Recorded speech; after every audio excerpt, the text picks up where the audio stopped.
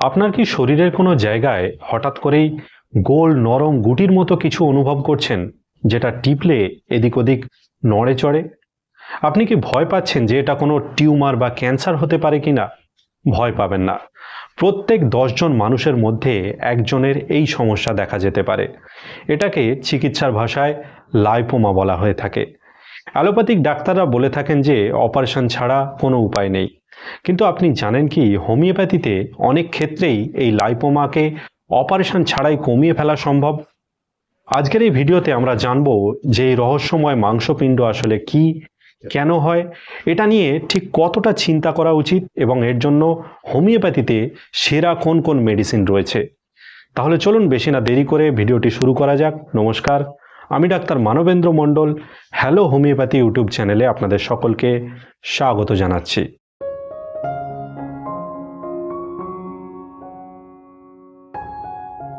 সহজ কথায় বললে লাইপোমা হলো একটি চর্বির দলা। আমাদের চামড়া এবং মাংসপেশির ঠিক মাঝখানে যখন ফ্যাট বা চর্বি কোষগুলো অস্বাভাবিকভাবে বৃদ্ধি পেয়ে একটি পিণ্ড তৈরি করে, সেটাকেই লাইপোমা বলা হয়। মজার বিষয় হলো এই লাইপোমা কিন্তু কখনোই ম্যালিগনেন্ট হয় না, অর্থাৎ এটা থেকে কোনোদিনই ক্যান্সার হওয়ার সম্ভাবনা প্রায় থাকে না বললেই চলে। এটাকে বেনাইন টিউমার বলা হয়, যা আপনার শরীরের কোনো ক্ষতিই করে না। আপনার শরীরের দলাটি আসলেই লাইপোমা কিনা সেটাকে বোঝার জন্য 3টি গুরুত্বপূর্ণ লক্ষণ রয়েছে। প্রথম লক্ষণ হলো নরম স্পর্শ। এই লাইপোমাকে চেপে ধরলে মনে হবে এর ভিতরে রবারের মতো বা জেলির মতো নরম কিছু রয়েছে। দ্বিতীয় লক্ষণ হলো নড়াচড়া করা।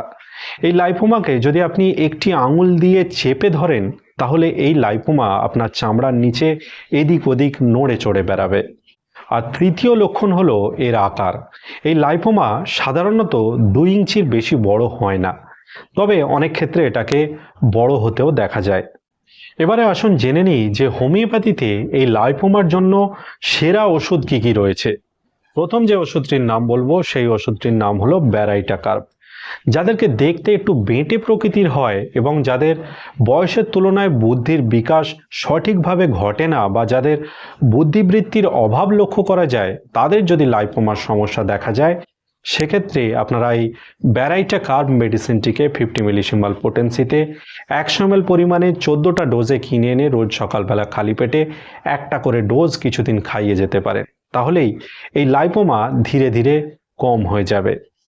লাইপোমার জন্য যে দ্বিতীয় সেরা ওষুধটির কথা বলবো সেই ওষুধটির নাম হলো ক্যালকেরিয়া কার্ব।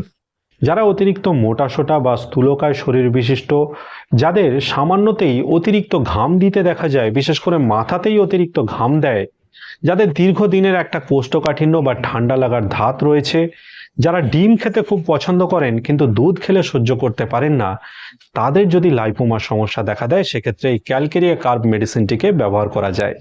যদি আপনারও শারীরিক লক্ষণ এই রকম হয়ে থাকে এবং তার সাথে আপনি যদি অত্যন্ত ভীতু প্রকৃতির হয়ে থাকেন, বিশেষ করে অন্ধকারে বা ভূতের অস্বাভাবিক ভয় আপনার লক্ষ্য করা যায়, সেক্ষেত্রে আপনার লাইপোমার সমস্যায় আপনিও এই ক্যালকেরিয়া কার্ব মেডিসিনটিকে 50 মিলিসিমাল পোটেন্সিতে 100 ml পরিমাণ করে 14টা ডোজে কিনে এনে রোজ সকালবেলা খালি পেটে একটি করে ডোজ খেয়ে যেতে পারেন। কিছুদিন এই ওষুধটি এইভাবে খেয়ে গেলে আপনার লাইপোমা ধীরে ধীরে কম হয়ে যাবে।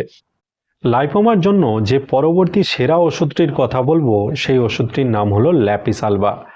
আপনার শরীরের চর্বির দলাগুলি যদি খুব নরম প্রকৃতির হয়, সেগুলিকে টিপলে যদি স্পঞ্জের মতো অনুভূতি হয়ে থাকে এবং তার সাথে একটু জ্বালা ভাব থাকে, সেক্ষেত্রে আপনি ল্যাপিসালভা মেডিসিনটিকে 30 পোটেন্সিতে 2 ফোঁটা করে দিনে 2 বার 1 চামচ জলের সাথে মিশিয়ে পরপর 5 দিন খেতে পারেন। তাহলেই কিছুদিন পর থেকেই আপনার এই লাইপোমাগুলো ধীরে ধীরে কমতে থাকবে। এবারে লাইপোমার জন্য সেরা এবং শেষ যে হোমিওপ্যাথিক ওষুধটির কথা বলবো সেই ওষুধটির নাম হলো থুজা অক্সিডেন্টালিস। যাদের ঘুমের মধ্যে অতিরিক্ত ঘাম দিতে দেখা যায়, যারা প্রায়ই মৃত ব্যক্তির স্বপ্ন দেখেন বা উঁচু থেকে পড়ে যাওয়ার স্বপ্ন দেখেন, যাদের অঙ্গ প্রত্যঙ্গে আঁচিল দেখা যায় এবং যাদের একটা বদ্ধমূল ধারণা থাকে বা একটা কাল্পনিক জিনিসের প্রতি অস্বাভাবিক বিশ্বাস থাকে, তাদের লাইপোমার সমস্যায় এই থুজা মেডিসিনটিকে ব্যবহার করা যেতে পারে।